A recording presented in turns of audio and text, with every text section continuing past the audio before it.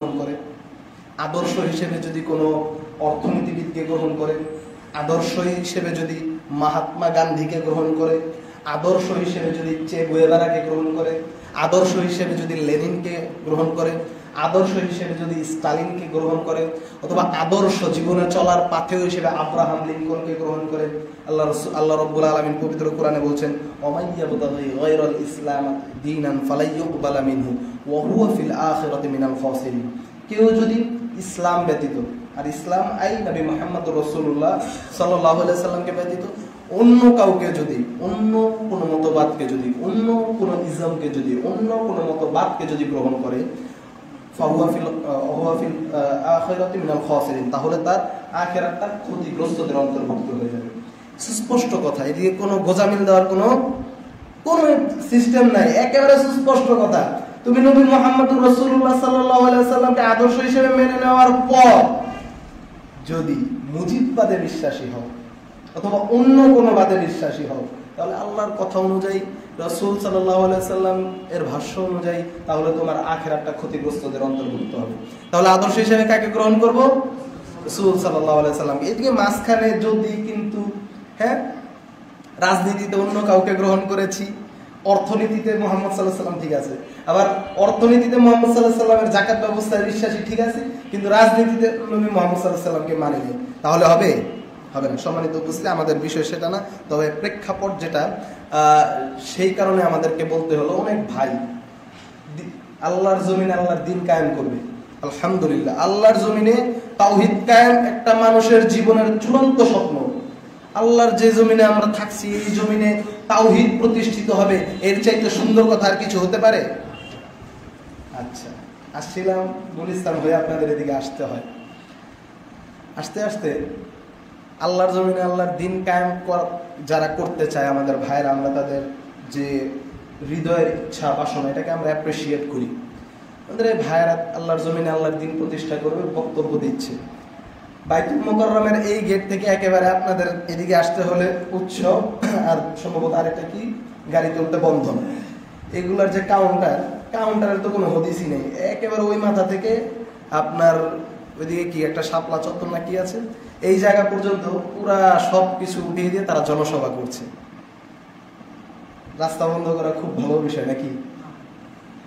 আপনারা আসলে বুঝতে পারেন নাই, মানুষের চলাচলের রাস্তা সঠিক রাখা, সুন্দর রাখা, এটা যে কত বড় ভোগান্তির বিষয়। এই শনির আখড়া পর্যন্ত আপনার যান, এই জ্যামে মানুষজন, ড্রাইভার সাহেব বলছে, আমার হুজুর মানুষ আমাকে দেখে বলছে, ভাই তারা আল্লাহর জমিনে আল্লাহর দ্বীন কায়েম করতেছে, অসুস্থ মানুষগুলো রাস্তায় বসে আছে।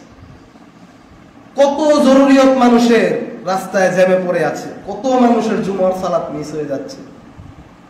সম্মানিত উপস্থিতি, আল্লাহর জমিনে আল্লাহর দ্বীন কায়েম করতে হলে আগে ব্যক্তি জীবনে, আগে সামাজিক জীবনে, তারপরে না রাষ্ট্রীয় জীবনে।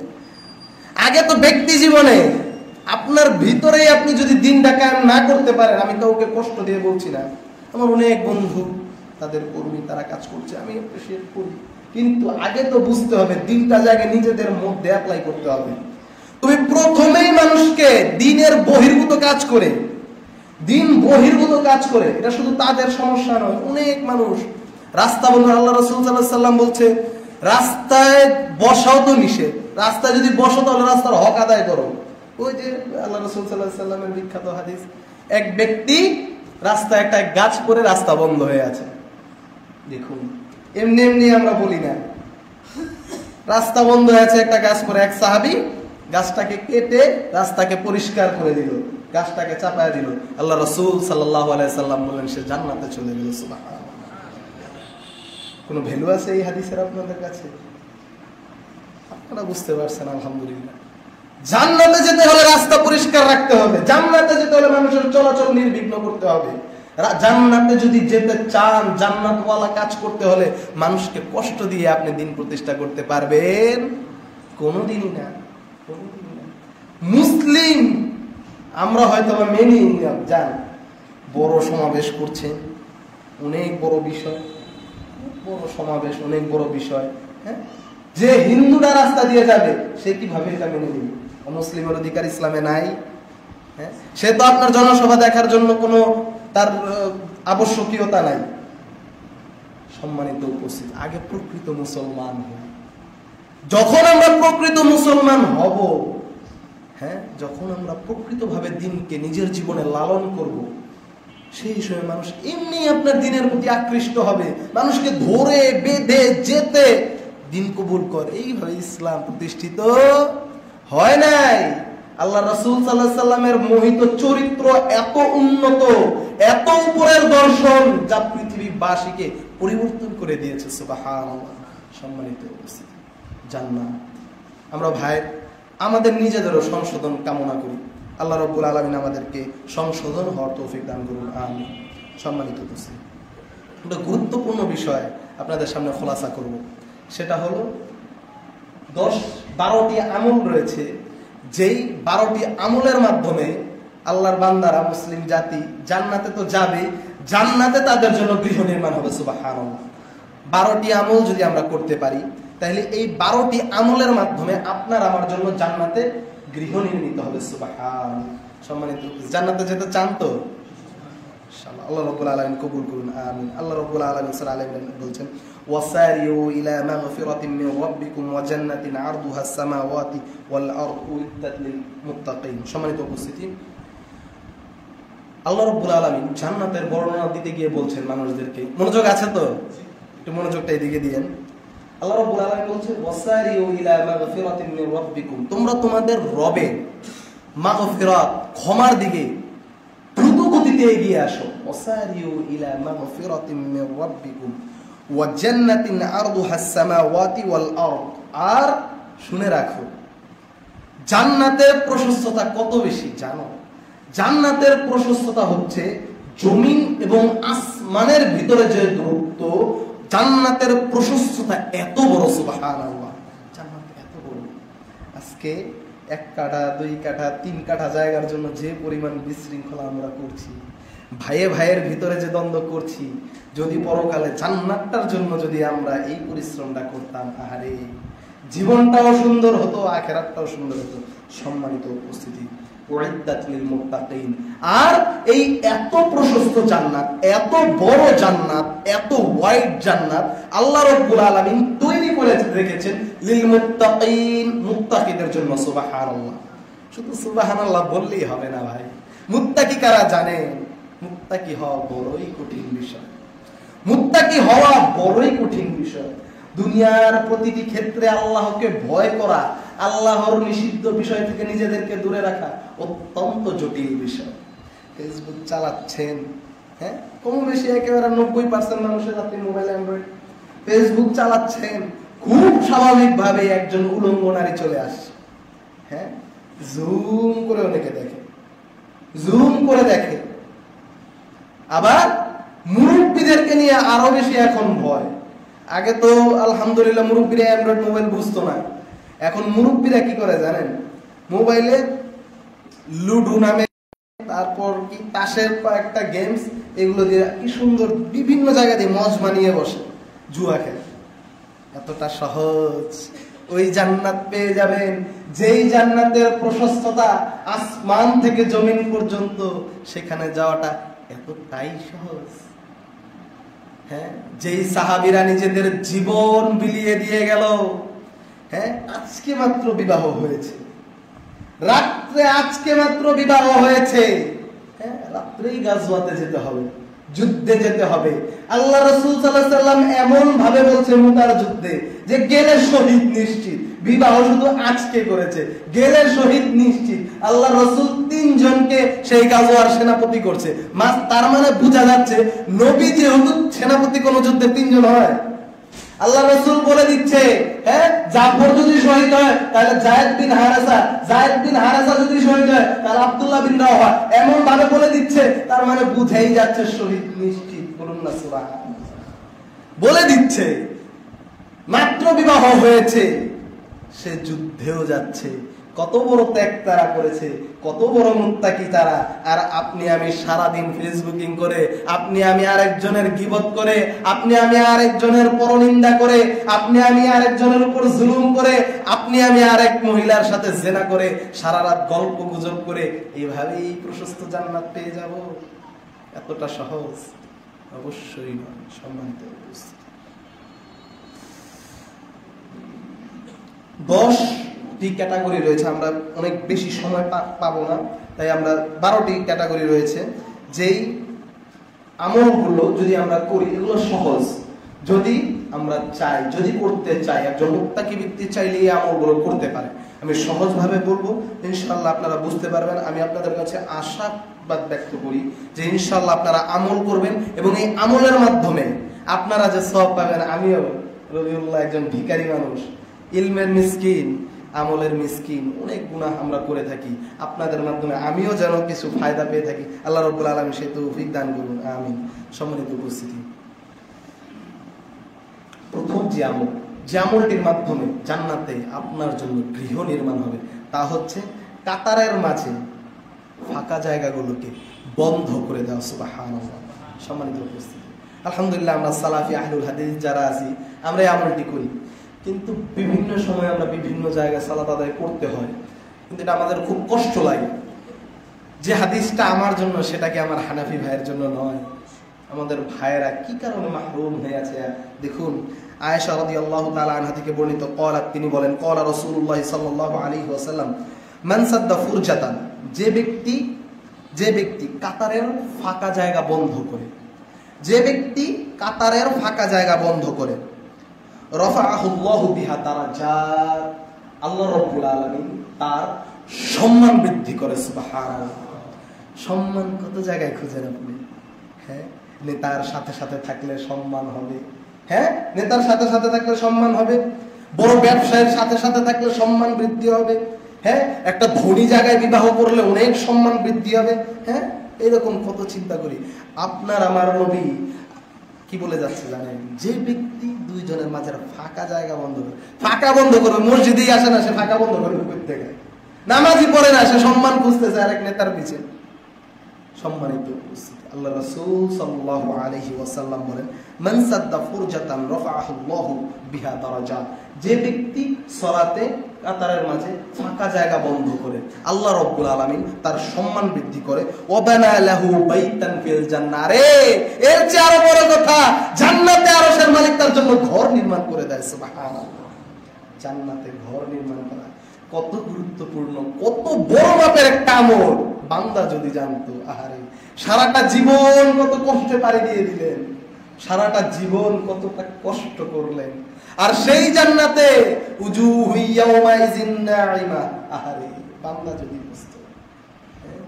সম্মানিত উপস্থিতি, কাতার সোজা করা এটা তো তারপর একটা বিষয়।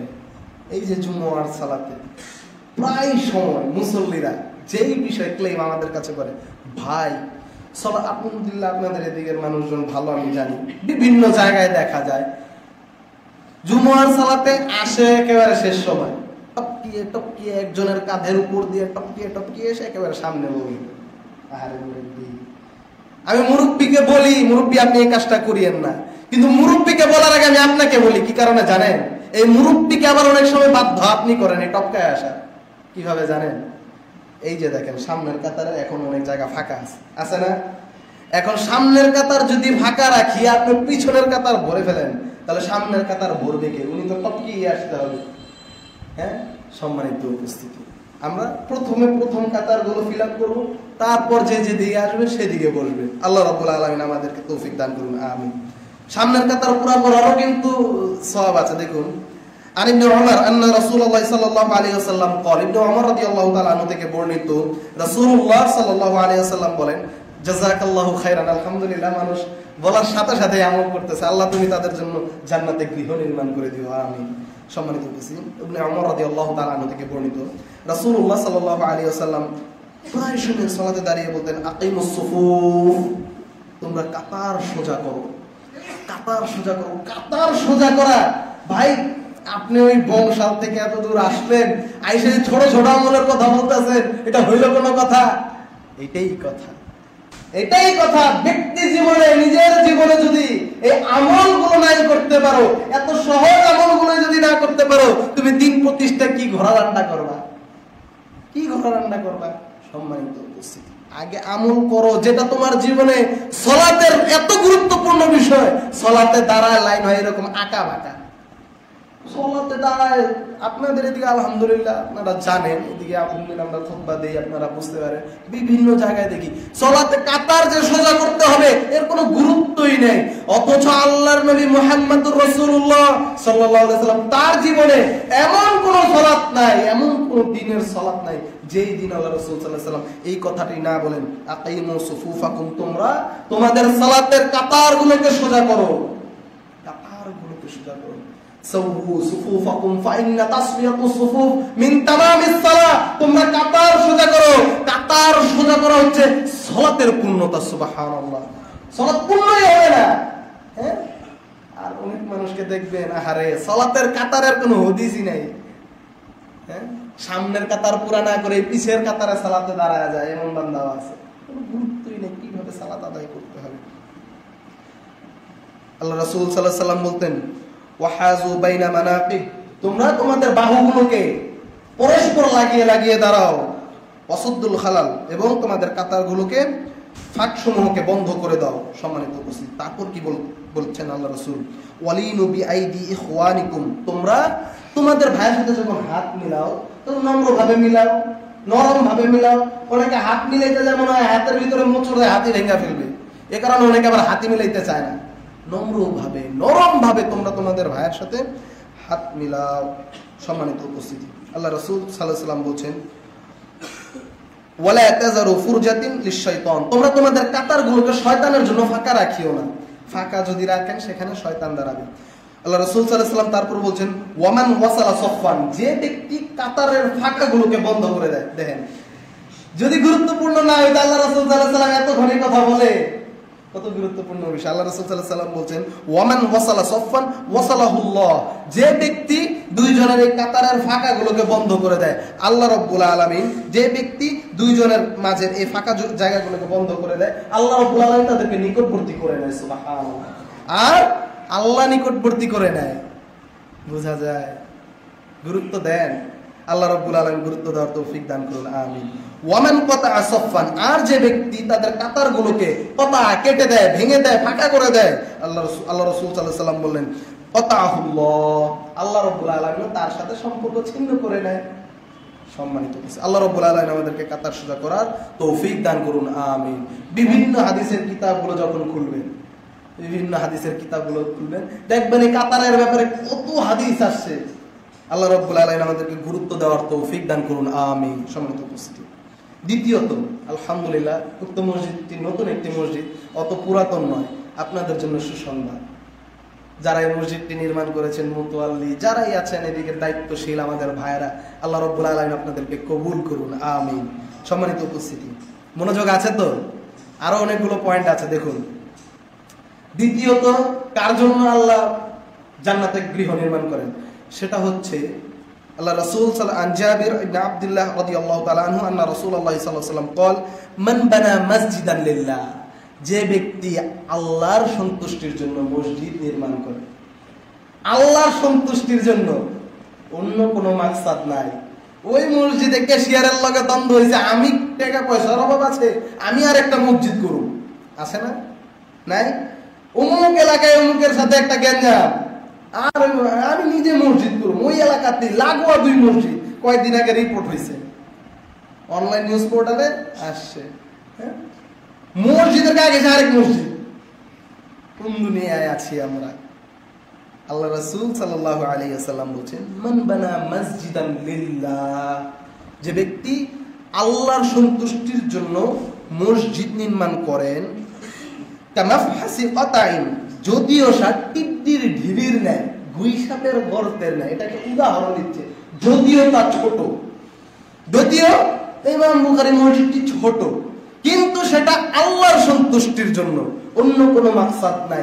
এদিক থেকে কুরআন এবং বিশুদ্ধ হাদিস প্রচার হবে, এদিক থেকে তাওহীদ প্রচার হবে, এদিক থেকে সুন্নাহ প্রচার হবে, এদিক থেকে মানুষকে দ্বীন শিক্ষা দেওয়া হবে, এদিক থেকে দ্বীনি তারবিয়াত মানুষকে শিক্ষা দেওয়া হবে।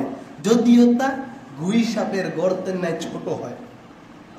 বানাল্লাহু বাইতান ফিল জান্নাহ, আরশের মালিক তার জন্য জান্নাতে একটি ঘর নির্মাণ করেছেন। সম্মানিত ভাইরা, মসজিদটা ছোট হতে পারে, মসজিদটা ছোট হতে পারে, কিন্তু সন্তুষ্টি থাকতে হবে কার? অবশ্যই আল্লাহ। সম্মানিত হয়েছে। আপনি মনে করবেন তাহলে মসজিদ তো ভাই আমি নির্মাণ করতে পারি না। ওই যে মসজিদে 2 বস্তা সিমেন্ট দিতে তো পারে, মসজিদে 2টা ফ্যান তো দিতে পারেন, কার্পেট তো দিতে পারেন, টাইলস তো দিতে পারেন, মসজিদের ওযুখানার কিছু কাজ তো করতে পারেন, মসজিদটা যাতে চলমান থাকে, বলবৎ থাকে, সেদিকে তো কিছু দিতে পারেন। ইনশাআল্লাহ ইনশাআল্লাহ আপনার এই দানের জন্য আল্লাহ রাব্বুল আলামিন আপনার জন্য জান্নাতে গৃহ নির্মাণ করে দেবেন ইনশাআল্লাহ। সম্মানিত হয়েছে। আমরা মসজিদ আবাদ করবো তো ইনশাআল্লাহ। ইনশাআল্লাহ। সম্মানিত হয়েছে। নিজে আমি এই কথাটি প্রায় বলি, নিজের ঘরে ফ্যান লাগানোর আগে আল্লাহর ঘরে ফ্যানটা দিয়ে, নিজের ঘরে দরজা লাগানোর আগে আল্লাহর ঘরে ঘরটা ফ্যানটা দিয়ে, দরজাটা দিয়ে। সম্মানিত হয়েছে। সময় সংক্ষিপ্ত, আমরা একেবারে সংক্ষেপে বলছি। যোহরের পূর্বে 4 রাকাত সালাতুদ দুহা আদায় করা। সম্বন্ধে আপনারা আমল করেন আলহামদুলিল্লাহ। আল্লাহ রাসূল সাল্লাল্লাহু আলাইহি ওয়াসাল্লাম বলেন, মান সাল্লাত দুহা আরবাআন, যে ব্যক্তি সালাতুদ দুহা মানে যোহরের সালাতের পূর্বে 4 রাকাত সালাত আদায় করে, ক্বাবলাল উলা আরবাআন বানা লাহু বাইতান ফিল জান্নাহ, আল্লাহ রাব্বুল আলামিন তার জন্য জান্নাতে একটি ঘর নির্মাণ করেন। সুবহানাল্লাহ। আমল করেন? আমল করেন তো? সম্মানিত উপস্থিতি, আমল করার চেষ্টা করি। চতুর্থ, দেখুন জান্নাতের মতো জায়গায় আপনার জন্য গৃহ নির্মাণ হচ্ছে, অথচ কত ছোট ছোট। আপনার কাছে মনে হতে পারে ছোট ছোট আমল, আসলে এগুলোর মর্যাদা আল্লাহ রাব্বুল আলামিন এত উন্নীত করেছেন, কিন্তু আমরা এগুলোকে মূল্যায়ন করি না। সম্মানিত উপস্থিতি, অনেক সহজ একটি বিষয়। চতুর্থ, আল্লাহর সন্তুষ্টির উদ্দেশ্যে অসুস্থ লোককে দেখতে যাওয়া। আল্লাহ রাসূল সাল্লাল্লাহু আলাইহি রাদিয়াল্লাহু তাআলা আনহু قال قال রাসূলুল্লাহ সাল্লাল্লাহু আলাইহি ওয়াসাল্লাম, মান আদা মারিদান আও যারা আখান, যে ব্যক্তি কোন অসুস্থ মানুষকে দেখতে চায়, খোঁজ খবর নিতে যায়, আও যারা আখা, অথবা তার ভাইকেই দেখতে যায়। দেখুন আল্লাহ রাসূল সাল্লাল্লাহু আলাইহি ওয়াসাল্লাম বলেন, ফিল্লাহ, শুধুমাত্র আল্লাহর সন্তুষ্টির জন্য। রাজনৈতিক নেতারা সবাই দেখতে যায়, অসুস্থ হয়েছে ভাই, ভাইকে অনেক দেখতে যেতে হবে। বড় ব্যবসায়ীকে দেখার মানুষের অভাব নাই।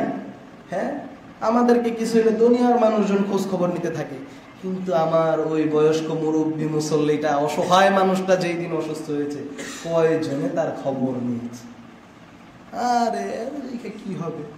ওই ব্যবসায়ীর খবর নিলে কোনো এক সময় যদি ঠেকা যায়, তাইলেছেন আমার ওই ব্যবসায়ী উদ্ধার করবো। ওই রাজনীতিবিদ অসুস্থ, ভাইয়ের খবরটা যদি নেই, কোনো এক সময় বিপদ আপদে পড়লে ভাই আমার উদ্ধার করবো। অথচ আল্লাহ রাব্বুল আলামিনের সন্তুষ্টির জন্য যে ব্যক্তি তার অসুস্থ ভাইকে দেখতে যায়, বানাল্লাহ। দেখুন আল্লাহ রাসূল সাল্লাল্লাহু আলাইহি ওয়াসাল্লাম কি বলছেন, ফিল্লা নাদাহু মুনাদিন আনতিবতা ওয়া তাবা মামসাকা ওয়া তাবাওয়াত মিনাল জান্নাতি মানজিলান, যে একজন আহ্বানকারী, আল্লাহ রাসূল সাল্লাল্লাহু আলাইহি ওয়াসাল্লাম বলেন, একজন আহ্বানকারী এই বলে আহ্বান করতে থাকেন, কল্যাণময় তোমার জীবন, কল্যাণময় তোমার এই পথে যে দেখতে যাইতেছেন, কল্যাণময় তোমার এই পথ, তুমি তো জান্নাতে তোমার জন্য একটি মানজিল, একটি জায়গা, একটি ঘর নির্ধারিত করে ফেললে। সুবহানাল্লাহ। তাহলে কাউকে দেখতে যাওয়াটা স্বাভাবিক কোনো বিষয় নয়।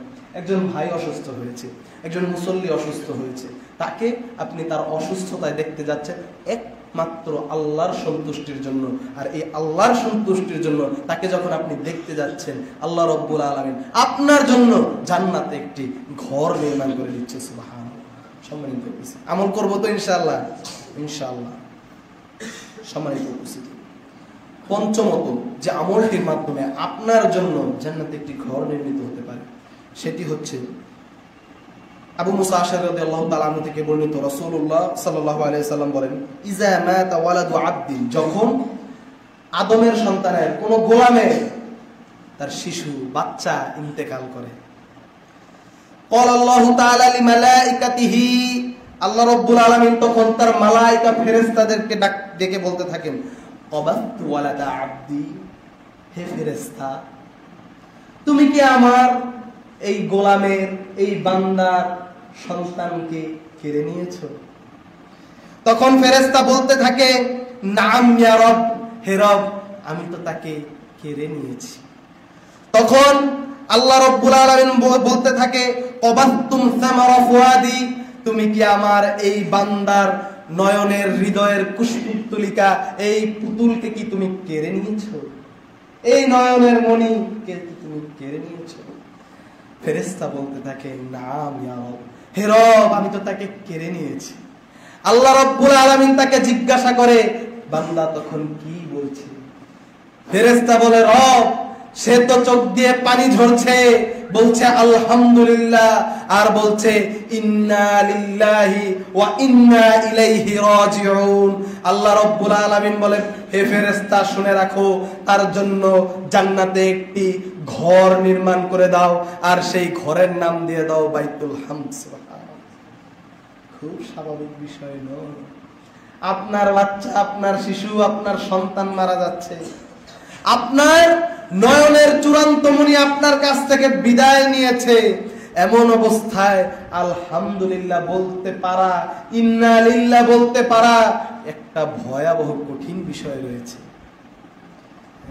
আর মহিলারা তো, সাধারণ একজন মানুষ যখন মারা যায়, আহারে কিভাবে বুঝাই, সাধারণ একজন কাছের মানুষ, পিতা মাতা, ভাই বোন, আত্মীয় স্বজন কেউ যখন মারা যায়, হায় রে বিলাপকারে বলে,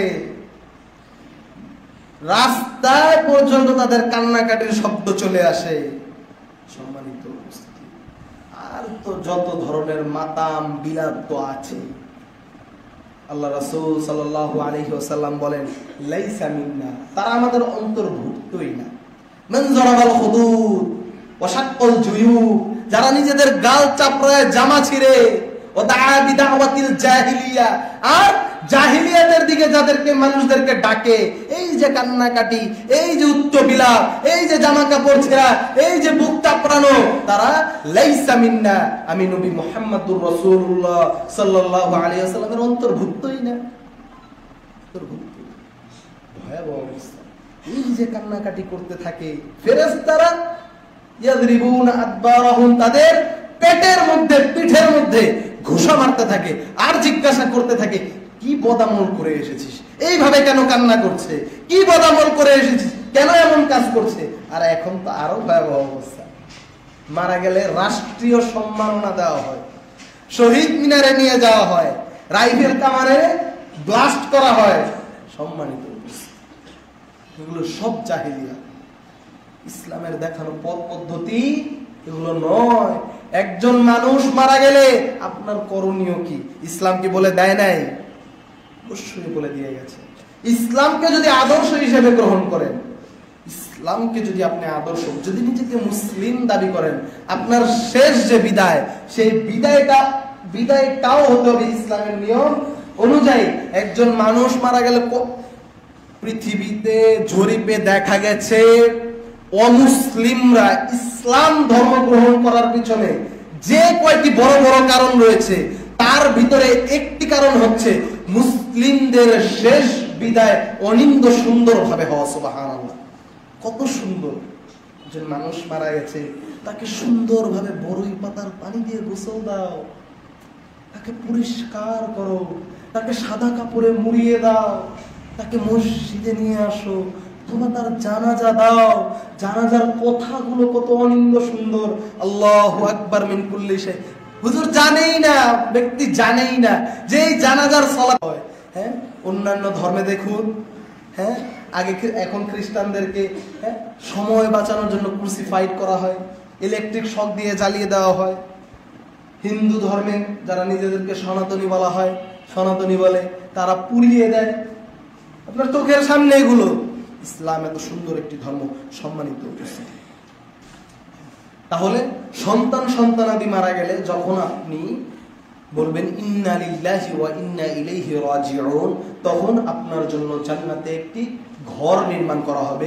এবং শুধু ঘরই নির্মাণ করা হবে না, আল্লাহ রাব্বুল আলামিন আপনাকে এমন সুসংবাদ দিচ্ছে, সেই ঘরের নাম হবে বাইতুল হামদ, প্রশংসার ঘর। সুবহানাল্লাহ, প্রশংসিত ব্যক্তির বলবে।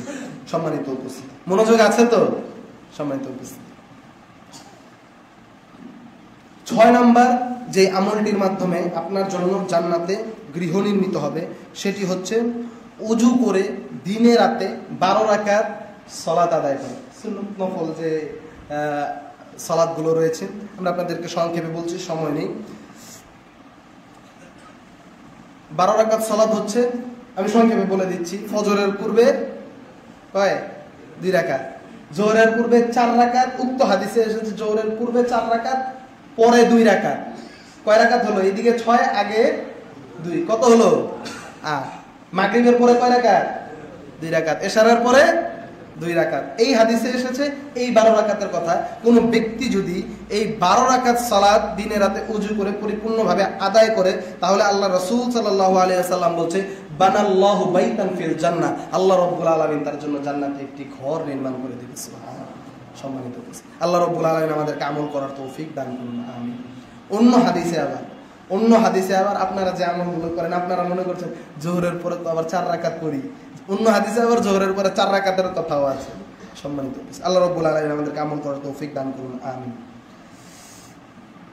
সম্মানিত উপস্থিতি, আরেকটি গুরুত্বপূর্ণ আমল রয়েছে, আমরা এই আমলটি আসলে সচরাচর করি না। এটাকে বলা হয় সুন্নাত আল মাহযুরা, যেই সুন্নতটি রহিত হয়ে গেছে, যেই আমলটি সমাজ থেকে বিদায় নিয়ে নিয়েছে, অনেকে আমরা জানি না। ওমর রাদিয়াল্লাহু তাআলা আনহু থেকে বর্ণিত, রাসূলুল্লাহ সাল্লাল্লাহু আলাইহি ওয়াসাল্লাম বলেন, যে ব্যক্তি বাজারে প্রবেশ করে, বাজারে যান না, বাজারে যান, কম বেশি সবাইকেই বাজারে প্রবেশ করতে হয়। যে ব্যক্তি বাজারে প্রবেশ করে এই দোয়াটি পাঠ করে, কি দোয়া? লা ইলাহা ইল্লাল্লাহু ওয়াহদাহু লা শারীকা লাহু লাহুল মুলকু ওয়া লাহুল হামদু ইউহয়ী ওয়া ইউমীত ওয়া হুয়া হাইয়্যুন লা ইয়ামুত বিয়াদিহিল খায়র ওয়া হুয়া আলা কুল্লি শাইইন কাদির। যে ব্যক্তি বাজারে প্রবেশ করার সময় পূর্বে অথবা বাজারে প্রবেশ করে এই দোয়া পাঠ করে, আল্লাহ তাআলা তার জন্য 10 লক্ষ সওয়াব লিখে দেন। সুবহানাল্লাহ।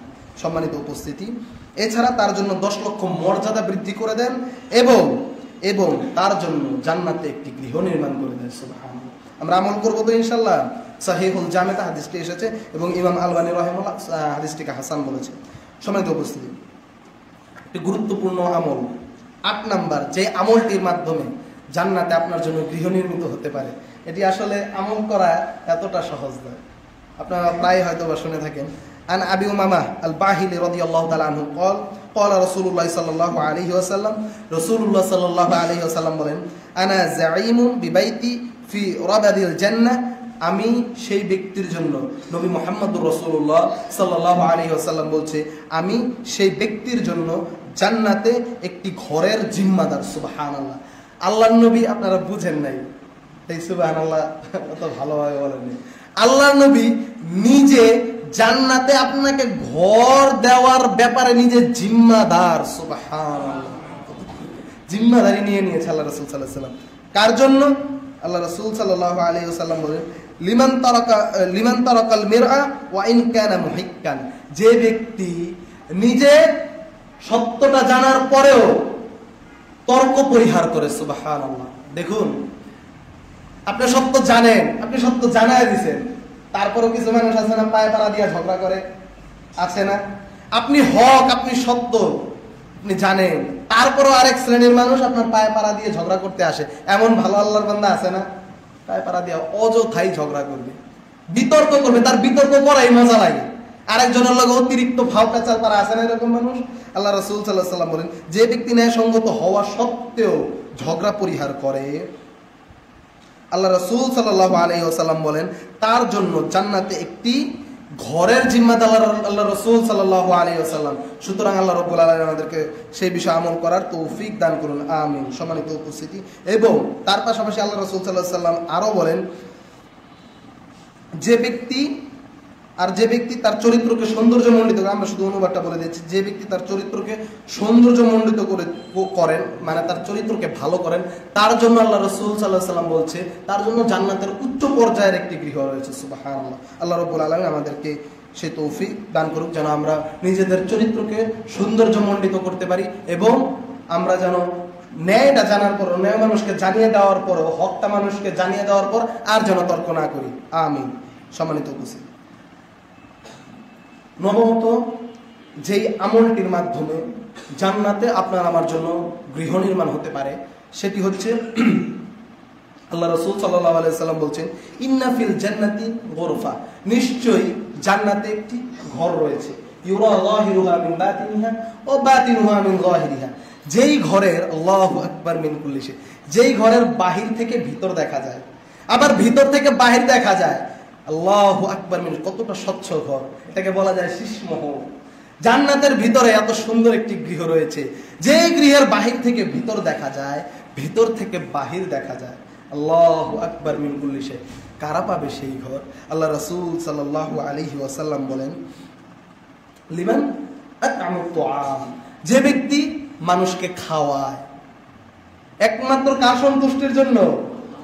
মানুষকে খাওয়ানো, এটা অনেক গুরুত্বপূর্ণ বিষয়। এটাকে আবার মিলাইছে আমাদের কিছু ভাই এই হাদিসকে, এটা আমভাবে যে কোনো সময় আল্লাহ আপনার পকেটে পয়সা দিয়েছে, আপনি একজন আল্লাহর বান্দাকে খাওয়াচ্ছেন, 5 জন আল্লাহর বান্দাকে খাওয়াচ্ছেন, এবং এর মাধ্যমে আপনার হৃদয়ে এই বাসনা যে আল্লাহ রাব্বুল আলামিন, আল্লাহ রাসূল সাল্লাল্লাহু আলাইহি ওয়াসাল্লাম হাদিসে বলছে, যারা মানুষকে খাওয়ায় তাদের জন্য আল্লাহ রাব্বুল আলামিন জান্নাতে এমন একটি গৃহ নির্মাণ করে রেখেছে যে এই গৃহের বাহির থেকে ভেতর দেখা যায়, ভেতর থেকে বাহির দেখা যায়, আমি তো সেই কারণে খাওয়াই। অনেকে আবার এই হাদিসকে কিয়াস করে 40 এর সাথে। হ্যাঁ, বাপ মারা গেছে, মা মারা গেছে, হ্যাঁ, গরু আইনা, বিশাল বড় গরু আইনা বিশাল ভাবে 40 করে, অথচ চিকিৎসার অভাবে তার বাপ মারা গেছে। বাপ মার ওষুধের কোনো খবর নাই, চিকিৎসার কোনো খবর নাই, বাপ মা মারা গেছে, এখন বড় করে ধুমধাম করে 40। সম্মানিত উপস্থিতি, কোথায় গিয়ে ঠেকেছে সন্তানাদি। আমার বুকটা ফেটে যায় যখন আমি বলি, বিভিন্ন জায়গায় আলোচনায় ডাকা হয় ভাই, মানে এই বিষয়ে খুতবা দিতে দিতেই আমার জীবন শেষ। এই গত মাসে 2টা খুতবা দেওয়া হয়েছে, পিতামাতার প্রতি সন্তানের দায়িত্ব ও কর্তব্য। আশ্চর্য হতে হয়, আমরা শুধু নামেই সভ্য হয়েছি, আমরা শুধু প্রযুক্তিগত ভাবে উন্নত হয়েছি, আমলে, আখলাকে, চরিত্রে মুসলিম জাতি ধ্বংসের দ্বার প্রান্তে চলে এসেছে। নাইলে কেন বারবার এই বিষয়ে আমাদেরকে বলতে হবে?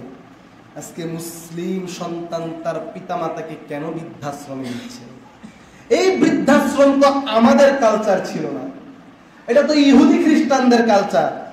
যে ইসলাম ধর্মে পিতামাতাকে এত সম্মান দেওয়া হয়েছে, আল্লাহু আকবার মিন কুল্লি শাই। আল আদাবুল মুফরাদ আপনি খুলে দেখুন হাদিস, আল আদাবুল মুফরাদ আপনি খুলে দেখুন হাদিস। রাজুলুন ইয়ামিনি ইয়াতুফু বিল বাইত, ইয়েমেনি ব্যক্তি ইয়েমেন থেকে তার মাকে কাঁধে করে নিয়ে এসেছে। কোথায়? মক্কায়। কাঁধে করে ইয়েমেন থেকে 15-20 দিনের পথ, সেই যুগে 1000 বছর আগে মাকে কাঁধে করে নিয়ে ইয়েমেনি ব্যক্তি মক্কায় চলে এসেছে। হ্যাঁ, আর সে বলছে ইন্নিলাহা বাইরুহা মুজাল্লালুন, ইন্নিলাহা বাইরুহা মুজাল্লালুন, আমি আমার মায়ের অনুগত উট। বুঝতে পারতেছেন? সে তার মায়ের অনুগত উট মানে কি? আপনি আমার মা তার পাদানি আছে না, পা রাখছে, পা রাখার যে দানিটা, পাদান, এই পাদানি দিয়ে সে কখনো মাথায় আঘাত খাচ্ছে, কখনো ঘাড়ে ব্যথা পাচ্ছে। হ্যাঁ, মায়ের পায়ের আঘাতে সে ব্যথা পায় আর বলে ইন্নিলাহা বাইরুহা মুজাল্লালুন, আমি আমার মায়ের অনুগত উট। মানে মা যদি ব্যথাও দেয়, আমি আমার মায়ের একজন অনুগত সন্তান। সুবহানাল্লাহ। এইভাবে করে করে করে করে ইয়েমেন থেকে মক্কায় নিয়ে এসেছে। মক্কায় কাবার তাওয়াফ করে আর বলে ইন্নিলাহা বাইরুহা মুজাল্লালুন, আমি আমার মায়ের অনুগত উট, আমি আমার মায়ের অনুগত উট, আমি আমার মায়ের অনুগত উট। সুবহানাল্লাহ। এই বান্দা এসে আব্দুল্লাহ ইবনে ওমর রাদিয়াল্লাহু তাআলা আনহুকে জিজ্ঞাসা করছে, আব্দুল্লাহ ইবনে ওমর, আতুয়ানি জাযাইতুহা, আমি কি আমার মায়ের কোনো জাযা, কোনো প্রতিদান দিতে পারলাম? বলছে, এই যে এত কষ্ট করে ইয়েমেন থেকে মাকে কাঁধে করে, হ্যাঁ, আজকে যদি আমি বলি ভাই আপনার মাকে বান্দরবনের সেই পাহাড় থেকে একটু সদরে হাসপাতালে নিয়ে আসেন, হ্যাঁ, বলবে ভাই মায়ের বয়স অনেক হয়ে গেছে, এটা কি সম্ভব মারে এই কাঁধে করে বান্দরবনের পাহাড় থেকে নিয়ে আসা? হয়তো আল্লাহর কোনো বান্দা করতে পারে। সম্মানিত সে কতটা অনুগত বান্দা, আইসা জিজ্ঞাসা করতেছে, হে আব্দুল্লাহ ইবনে ওমর, আতুরানি জাযাইতুহা, আমি কি আমার মায়ের বিন্দু পরিমাণ কোনো জাযা প্রতিদান দিতে পারলাম? আব্দুল্লাহ ইবনে ওমর রাদিয়াল্লাহু তাআলা আনহু বলছে, লা ওয়ালা বিযাফাতিন ওয়াহিদা, আরে তোমার মা তোমার জন্ম দেওয়ার সময় যে কয়টা দীর্ঘ নিঃশ্বাস ছেড়েছে, তোমার মা তোমার জন্ম দেওয়ার সময় সময় যে কয়টা দীর্ঘ নিঃশ্বাস ছেড়েছে, কতগুলো দীর্ঘ নিঃশ্বাস ছেড়েছে, তার একটা দীর্ঘ নিঃশ্বাসের যাজাও তুমি দিতে পারো নাই। সুবহানাল্লাহ, দিতে পারি নাই, অবশ্যই দিতে পারি নাই। সন্তানাদি পিতামাতার সাথে এত দুরাচার করে, এত খারাপ ব্যবহার করে, দুইটা ওষুধ দুইটা পাথেও পিতামাতাকে একটু খরচ দেয়, পিতামাতার সাথে এমন আচরণ করে, হ্যাঁ চিন্তা করা যায় পিতামাতাকে ধরে পিটায় সন্তান। সম্মানিত উপস্থিতি, এই তো নিয়মিত ভাবে রিপোর্ট করছে, আমরা দেখছি। সম্মানিত উপস্থিতি, যেটা আমরা বলছি, মা মারা গেছে, বাপ মারা গেছে, বিশাল গরু এনে 40, হ্যাঁ, আর কিয়াস করে এই হাদিসের সাথে। আল্লাহ রাসূল সাল্লাল্লাহু আলাইহি ওয়াসাল্লাম বলেন, আল্লাহ রাব্বুল আলামিন ব্যক্তির জন্য, মানুষের জন্য, ওই ব্যক্তিদের জন্য জান্নাতে স্বচ্ছ গৃহ নির্মাণ করে রেখেছেন যেই ব্যক্তি মানুষকে বেশি বেশি খাবার খাওয়ায়। তার হাতে আল্লাহ রিজিক দিয়েছে, পয়সা দিয়েছে, মানুষকে অভুক্তকে সে খাওয়ায়। ওয়াফশুস সালাম, দ্বিতীয় গুণ কি? মানুষকে বেশি বেশি সালাম দেয়, পরিচিত হোক অপরিচিত হোক, সবাইকে সালাম দেয়, দেখলেই সালাম দেয়, সুযোগ হলেই সালাম দেয়। আর দুনিয়ার মানুষ যখন ঘুমিয়ে যায় তখন সে আল্লাহর জন্য দাঁড়িয়ে তাহাজ্জুদের সালাত আদায় করে। সুবহানাল্লাহ। এই 3 শ্রেণীর ব্যক্তির জন্য এই হাদিসে বলা হচ্ছে, এই 3 শ্রেণীর ব্যক্তির জন্য আল্লাহ রাব্বুল আলামিন জান্নাতে স্বচ্ছ ঘর নির্মাণ করে দিয়েছে। সুবহানাল্লাহ। আমরা আমল করব তো ইনশাআল্লাহ? মনে হয় করবেন না? করবেন তো ইনশাআল্লাহ? ইনশাআল্লাহ। এই 3টা গুণ যদি কারো ভিতরে থাকে, হ্যাঁ, পকেটে পয়সা আসছে, আমি মানুষকে খাওয়াই। অনেকে আবার চিন্তা করে, হ্যাঁ, হোটেলে গেলে দেখবেন অনেকের কালচার এরকম হয়ে গেছে, বন্ধুরা খাওয়া দাওয়া করছে, হ্যাঁ, হাত ধুইতে জায়গা বিল দেওয়ার সময়, ওয়াশরুমে জায়গা বিল দেওয়ার সময়, উঠতে চায় না বিল দেওয়ার সময়। এটা মুসলমানদের কালচার নয়, এটা মুসলমানের কালচার নয়। আপনার হাতে আপনি মানুষকে খাওয়ালে আপনার পকেটের পয়সা কমে যাবে, এই ধারণাটাই ভুল। আপনি আপনার সামর্থ্য অনুপাতে চেষ্টা করবেন সব সময় মানুষকে খাওয়ানোর জন্য। আল্লাহ রাব্বুল আলামিন আপনার জন্য জান্নাতে গৃহ নির্মাণ করে দিবেন। সুবহানাল্লাহ। মানুষকে বেশি বেশি সালাম দিবেন। হ্যাঁ, অনেকের চিন্তা ভাবনা তো এইটা, এই গরিব মানুষ, ফকির মানুষ, ওরে সালাম দিব, হ্যাঁ, ওরে সালাম দিব। অনেকে আবার অপেক্ষায় থাকে যে কখন আমার সালাম দিবে, তাকায় যায় সামনে দিয়ে। দেখি অনেকের সাথে সমাজে তো বসবাস করি, তাকায় যায়, সালাম দেয় না, মানে সালামের অপেক্ষা করতে থাকে, ওরা সালাম দিবে সবাই। ছোটদেরকে আগে সালাম দিন, সেই ছোট মানুষটা আপনার কাছ থেকে শিখবে। আপনার প্রতি মানুষের যে ভালোবাসা, শ্রদ্ধা তৈরি হবে, এটা আপনি কল্পনা করতে পারবেন না। সুবহানাল্লাহ। আগে সালাম দিয়ে দিবেন। সম্মানিত উপস্থিতি, সালামেরও কিছু আদব আছে, ইনশাআল্লাহ আপনারা আমাদের ইমাম সাহেবের কাছ থেকে শিখে নেবেন। সম্মানিত উপস্থিতি, এবং মানুষ যখন ঘুমিয়ে যায় না, দুনিয়ার কেউ তখন আর হদিস থাকে না, সেই সময় দাঁড়িয়ে যান, গভীর রজনীতে দাঁড়িয়ে যান। এই দ্বারা হৃদয়ের ব্যথাগুলো, বেদনাগুলো ওই ফেসবুকে পোস্ট দিয়া কিচ্ছু হবে না, হ্যাঁ, ওই যে বন্ধুরে বইলা কিচ্ছু হবে না। আল্লাহর কসম করে বলছি, আপনার এই হৃদয়ের ব্যথা আপনার স্ত্রীকে বললেও তেমন কোনো ফায়দা হবে না। যে আপনার এই ব্যথা বেদনা সবচেয়ে ভালো বুঝতে পারে, আপনার না পাওয়াগুলো যিনি সবচেয়ে ভালো বুঝতে পারে, আপনার কমতিগুলো যে সবচেয়ে ভালো বুঝতে পারে, আপনার অসুস্থতাগুলো যিনি সারায়া দিতে পারে, আপনার ব্যথা বেদনাগুলো যিনি মর্মমূলে প্রবেশ করে উপলব্ধি করতে পারে, তার কাছে দাঁড়ায় যান, তার কাছে নিবেদন করুন, তার কাছে পেশ করুন। রব, রিজিকের কমতি আছে, বাড়ায়া দাও। রব, অসুস্থ আমি, তুমি সুস্থতা দান করো। রব, আমার তো সন্তান হয় না মালিক, তুমি সন্তান দিয়ে দাও। রব, আমার তো এই ত্রুটি হয়ে গেছে, সারাটা জীবন অনেক পাপ করেছি মালিক, তুমি ক্ষমা করে দাও। বলতে হবে কাকে? আল্লাহ রাব্বুল আলামিন বুঝার তৌফিক দান করুন, আমিন। সম্মানিত উপস্থিতি, অতঃপর আমরা এই 3টি আমল একসাথে এসেছে, আমরা এই 3টি আমল করবো ইনশাআল্লাহ। সম্মানিত উপস্থিতি, অতঃপর 10 নম্বর, যে ব্যক্তি 10 বার সূরা ইখলাস পাঠ করবে। আমরা হাদিসের মতন ইবারত বলছি না, আল্লাহ রাসূল সাল্লাল্লাহু আলাইহি ওয়াসাল্লাম বলেন যে ব্যক্তি 10 বার সূরা ইখলাস পাঠ করবে, আল্লাহ তার জন্য জান্নাতে একটি বাড়ি বানিয়ে দিবে। সুবহানাল্লাহ। হাদিসটির সামান্য একটু দুর্বলতা রয়েছে, তবে অনেক মুহাদ্দিসিন ইকরাম হাদিসটিকে গ্রহণ করেছে। আপনারা আমল করবেন তো ইনশাআল্লাহ? তাহলে আমরা সংক্ষেপে আরেকবার আপনাদের সামনে বলে দিচ্ছি কোন 10টি আমল এর মাধ্যমে জান্নাতে আপনার জন্য গৃহ নির্মাণ করা হবে। সম্মানিত উপস্থিত, প্রথমত আমরা লম্বা বলে ফেলেছি, কাতার সোজা করা, কাতারের মাঝের ফাঁকা জায়গাগুলোকে বন্ধ করা। কোনো ব্যক্তি যদি কাতারের মাঝের ফাঁকা জায়গাগুলোকে বন্ধ করে, আল্লাহ রাব্বুল আলামিন তার জন্য জান্নাতে একটি ঘর নির্মাণ করে দেয়। সুবহানাল্লাহ। দ্বিতীয়, আল্লাহর সন্তুষ্টির জন্য কি নির্মাণ করা? মসজিদ নির্মাণ করা। জাযাকাল্লাহ খায়ের, আপনারা স্মরণ রেখেছেন।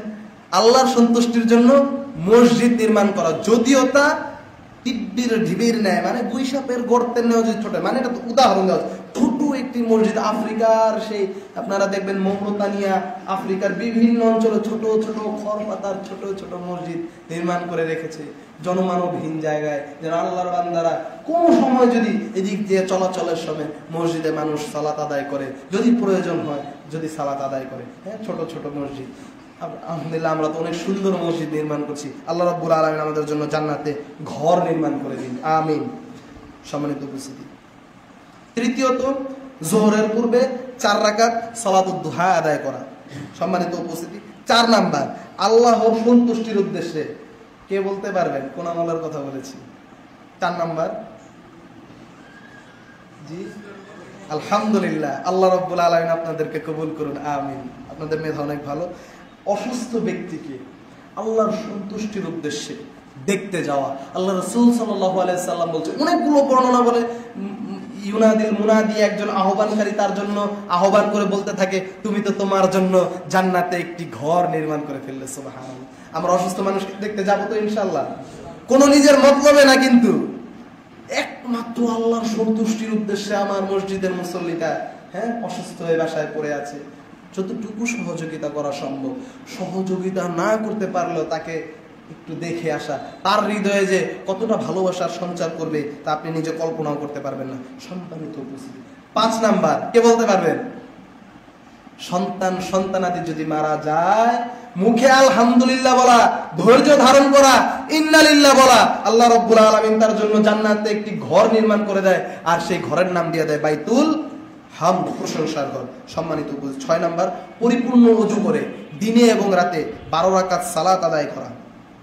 7 নাম্বার, বাজারে প্রবেশ করলে, বাজারে প্রবেশ করার সময় এই দোয়াটি পাঠ করা, লা ইলাহা ইল্লাল্লাহু ওয়াহদাহু লা শারীকা লাহু লাহুল মুলকু ওয়া লাহুল হামদু ইউহয়ি ওয়া ইউমীত ওয়া হুয়া হাইয়ুন লা ইয়ামুত বিয়াদিহিল খায়র ওয়া হুয়া আলা কুল্লি শাইইন কাদির। উক্ত দোয়াটি আপনারা মুখস্থ করে রাখবেন, এবং বাজারে প্রবেশের সময় যদি উক্ত দোয়াটি পাঠ করেন, তাহলে ইনশাআল্লাহ আপনার জন্য জান্নাতে একটি গৃহ নির্মাণ করা হবে।